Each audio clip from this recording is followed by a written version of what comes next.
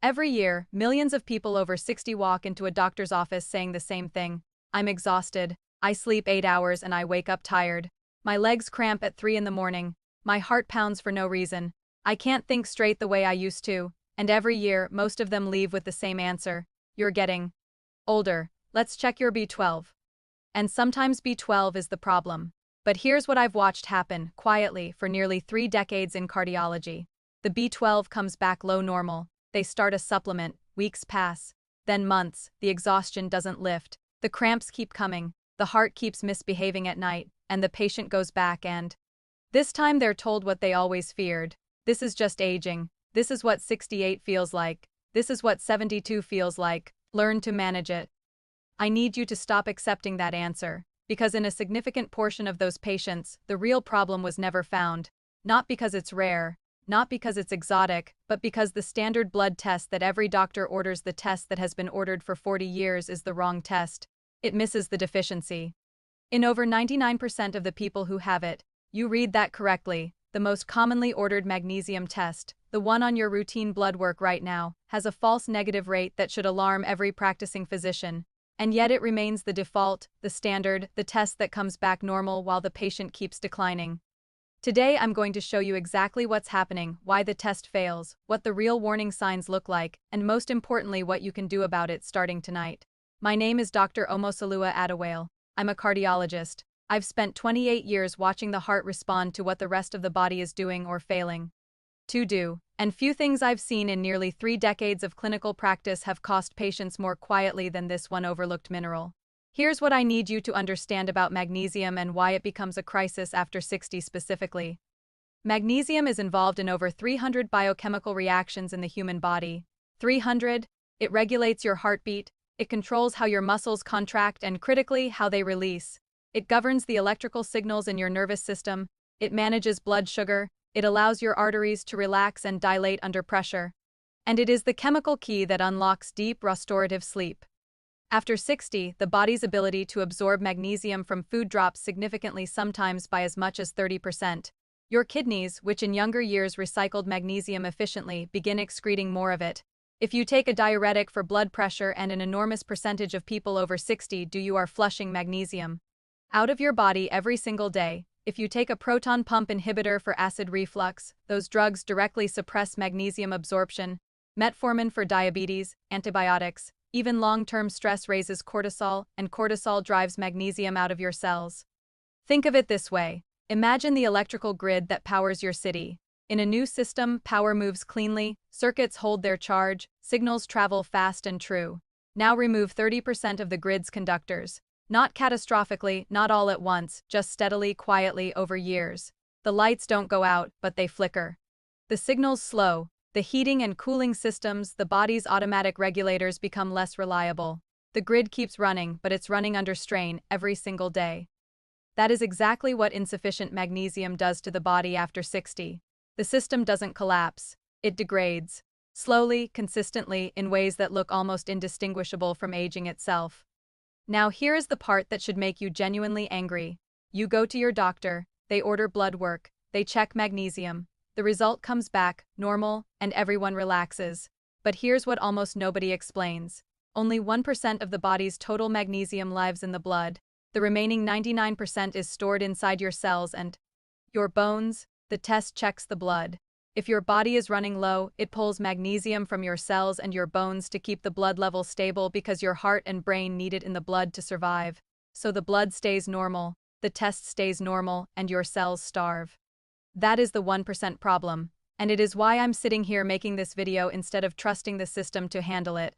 5 signs magnesium deficiency is the real problem. Sign number 1. You wake up exhausted no matter how long you sleep. This is the one that brings most people to their doctor in the first place. They're getting 7, 8, even 9 hours and waking up feeling as though they barely rested. Every doctor runs the thyroid panel and the B12, and often they come back normal. The patient is handed a fatigue diagnosis and told to rest more. Here's what's actually happening inside the body. Magnesium is the critical cofactor for the production of ATP, adenosine triphosphate. ATP is the energy currency of every single cell in your body. Without adequate magnesium, your mitochondria, the power-generating structures inside each cell, cannot complete the chemical reactions. that manufacture ATP efficiently. Your cells are receiving fuel, but they cannot burn it properly. The engine runs rough, you sleep, but you do not restore. You wake tired because your cells woke tired. Magnesium is also directly responsible for regulating the GABA receptors in the brain, the receptors that allow the nervous system to quiet down and enter deep, slow-wave sleep. When magnesium is low, GABA signaling weakens. The brain stays in a lighter, more vigilant sleep state. You cycle through sleep without ever reaching the restorative depths. You may not even know it's happening. Studies published in the Journal of Research in Medical Sciences have shown that magnesium supplementation significantly improved subjective sleep quality, sleep onset time, and sleep efficiency in adults over 65.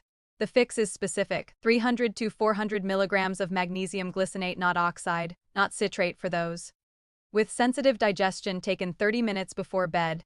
Glycinate is the form with the highest absorption and the least likelihood of gastrointestinal side effects.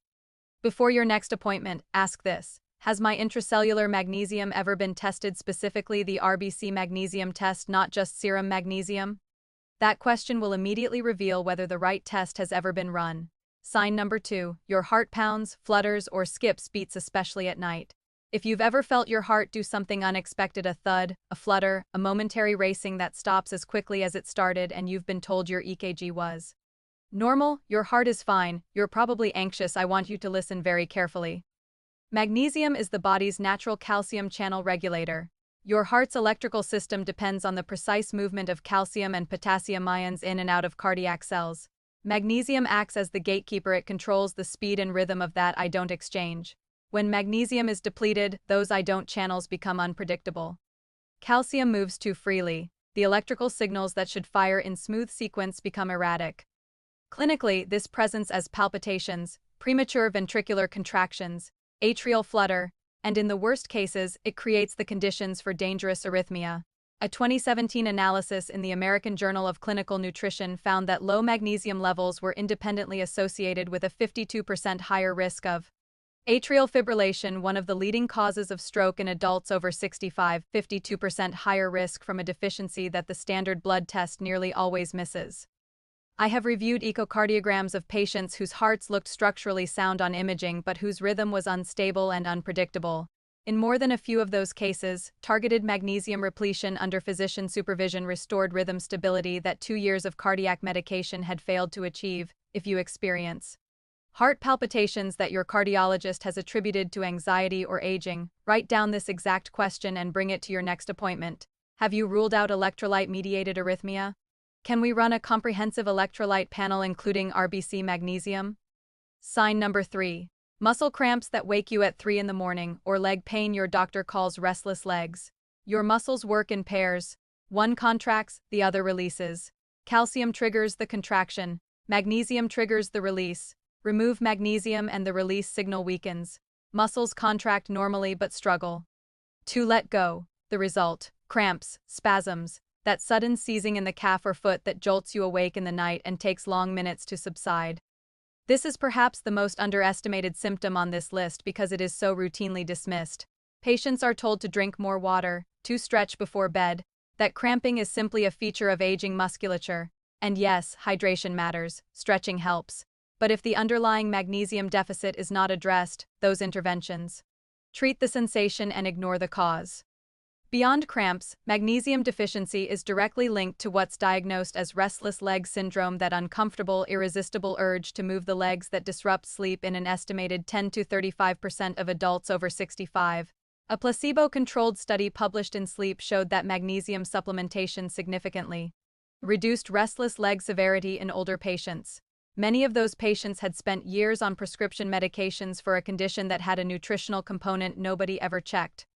A 2020 study in Nutrients found that older adults with confirmed low intracellular magnesium experienced nocturnal cramping at 3 times the rate of those with adequate levels. 3 times. The fix is not complicated, but timing is everything. Magnesium glycinate or magnesium malate is particularly effective for muscle-related symptoms. 300 milligrams, 45 minutes before sleep. Has your cramping ever been evaluated in the context of your magnesium status? Tell me in the comments. Sign number 4. Your blood pressure medication isn't working as well as it used to. This one surprises people most. They're taking their medication faithfully. They check their pressure at home.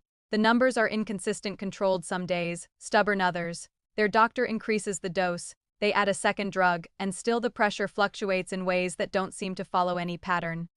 Magnesium is a natural vasodilator. It causes blood vessel walls to relax. This is one of the primary mechanisms through which adequate magnesium protects the heart.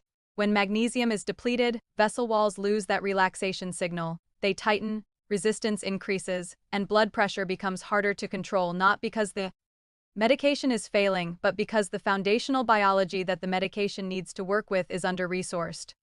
A landmark meta-analysis published in the European Journal of Clinical Nutrition, analyzing 34 clinical trials with over 2,000 participants, found that magnesium supplementation reduced systolic blood pressure by an average of 4.18 mmHg and diastolic by 2.27 mmHg in patients already on medication. This translated into meaningfully better control, in some cases allowing for dose reduction under physician supervision. If you take a diuretic hydrochlorothiazide, furosemide, chlorthalidone, you are losing magnesium with every dose. These medications are widely prescribed for high blood pressure and heart failure. They are effective and often necessary, but the mineral loss they cause is predictable, documented, and almost never automatically replaced. Ask your prescribing physician this question. Given that I'm on a diuretic, should I have my RBC magnesium checked and consider supplementation? That one question could change how well your blood pressure responds. Sign number 5, brain fog, word-finding difficulty, and the memory slips you've started attributing to age. Of all the signs on this list, this is the one that frightens people most and the one most rapidly attributed to normal aging or early cognitive decline. The name slips away, the word you've used 1,000 times refuses to come. You walk into a room and can't remember why. You read a paragraph and it dissolves before it settles. Magnesium plays a central role in the function of ENDA receptors, the receptors responsible for synaptic plasticity, the brain's mechanism for forming and retrieving memories. When magnesium levels fall, ENDA receptor function degrades. Connections between neurons become less reliable. The brain's signal-to-noise ratio worsens.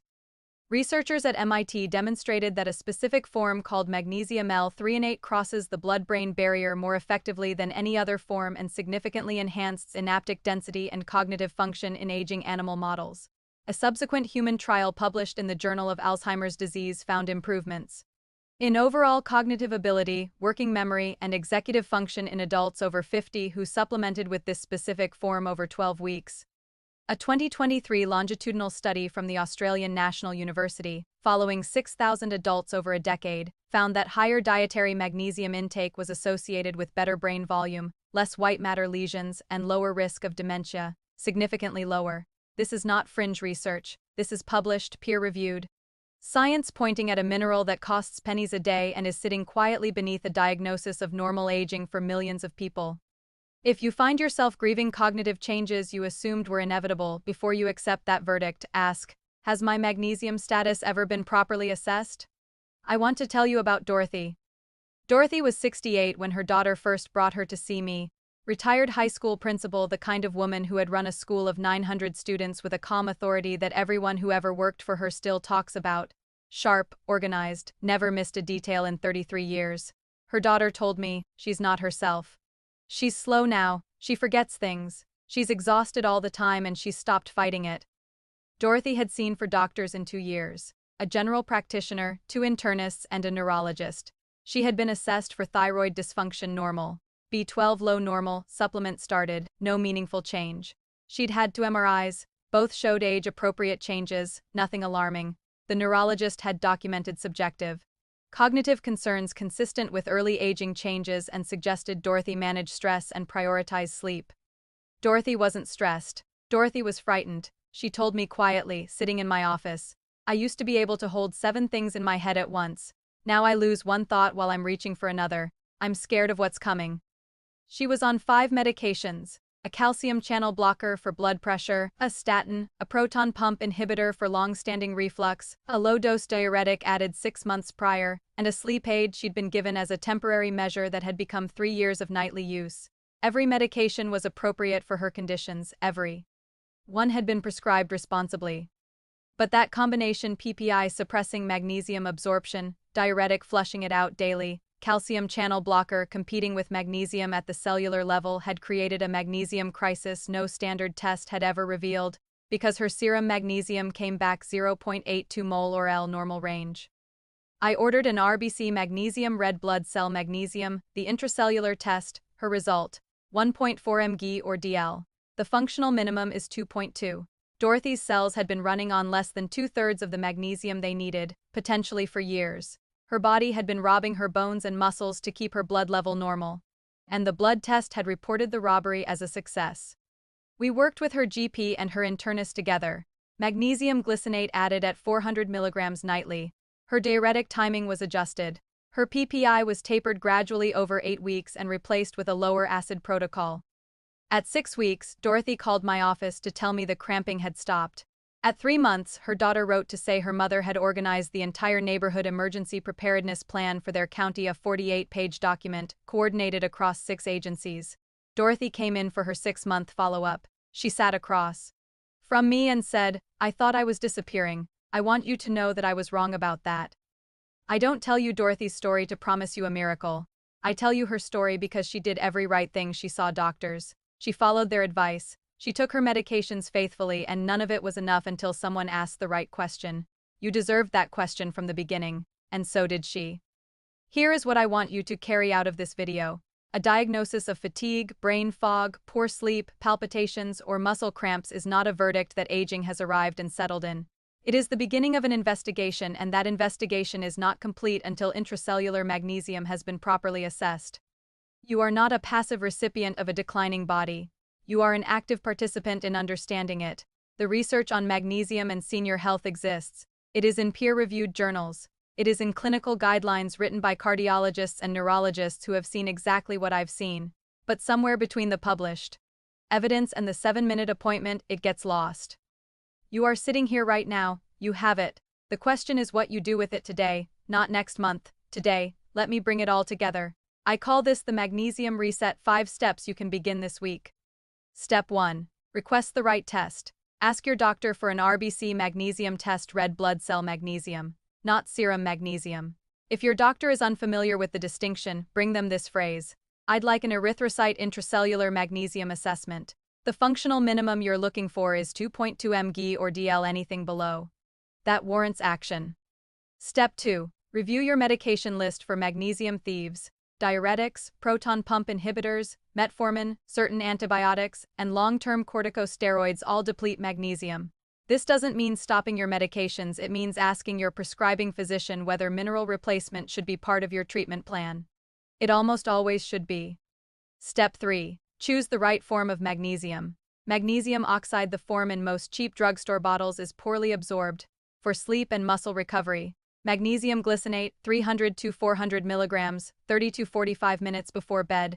For cognitive function, magnesium L-threonate, taken in the morning. For muscle-related symptoms specifically, magnesium malate. For general cardiovascular health, magnesium taurate. The taurate form has additional direct benefits for cardiac muscle function. Step 4. Increase dietary magnesium every single day. Dark leafy greens, particularly cooked spinach. Pumpkin seeds, one of the highest density sources available, 2 tablespoons a day. Dark chocolate above 70% cocoa. Legumes, black beans, chickpeas, lentils, avocado, almonds, and cashews. A banana with a handful of seeds before bed. These are not exotic foods. They are ordinary foods your body was designed to receive. Step 5. Ask your doctor this exact sentence. Write it down before your next appointment. Given my age, my medications, and the symptoms I've described, has my intracellular magnesium status been comprehensively assessed, and if it hasn't, should it be? Clinical language gets clinical attention. That one sentence opens the door Dorothy spent 2 years knocking on. Don't attempt all 5 changes simultaneously. Pick the one that feels most accessible tonight. The RBC test costs very little and changes everything. Pumpkin seeds cost almost nothing and begin helping within weeks. You do not have to wait for a doctor's appointment to start step 4. You can begin it tonight. How many of the 5 signs did you recognize in yourself while watching this? Tell me in the comments. I read every single one. And if you're comfortable sharing, how many medications are you currently taking? Just type the number. What you'll see in this comment section will astonish you because you are far from alone in this. Type one word right now. Type Dorothy if this video has you taking your fatigue seriously for the first time. Type doctor if you're bringing the RBC magnesium question to your next appointment. and type test if you're calling your doctor's office tomorrow morning to request it. There is someone in your life, a spouse, a sibling, a friend over 60, someone who has been told that their exhaustion is just aging, that their cramping is just aging, that their foggy thinking is just aging. Someone who has started to believe it. Share this with them, not to alarm them, to give them the question they deserve. To be asking. If this video gave you something useful, please hit the like button. It helps more people over 60 find this information when they need it most. Subscribe if you haven't already. Every week I bring you honest, evidence-based conversations I wish every patient had access to before they reached my operating table. Take care of your heart. It has been beating for you every second of your life without ever asking for a break. Give it everything it needs to keep going. Everything I've shared today is general medical information grounded in published research and my clinical experience as a cardiologist. It is not a replacement for your personal medical care. Every person's situation is different, and every supplement or dietary change should be discussed with your own physician before you begin. Especially if you are currently managing a heart condition, kidney disease, or taking multiple medications. Please do not stop or reduce any prescribed medication without speaking to your doctor first.